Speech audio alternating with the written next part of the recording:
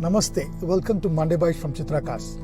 Like the channel, share it to your friends and relatives, subscribe the channel. And today we're talking about what is the advantages and disadvantages of all-wheel drive and four-wheel drive and comparison. All-wheel drive is used by most of the manufacturers today because it is the safest way to drive on roads in city condition.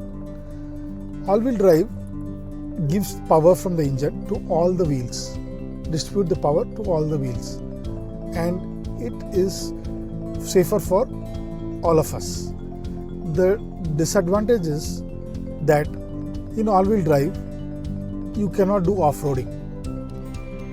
4x4 is meant for off-roading. For example, if you are doing an off-roading and in 4x4 the two wheels are in the air and the two wheels are left. In 4x4, when you accelerate, the power is given to the side two wheels which need more power, and it moves you out. Whereas in all-wheel drive, the power is distributed equally. So these are the advantages and disadvantages of all-wheel drive and four-wheel drive. Happy driving, safe driving. Think of cars, think ChitraCars. Thank you.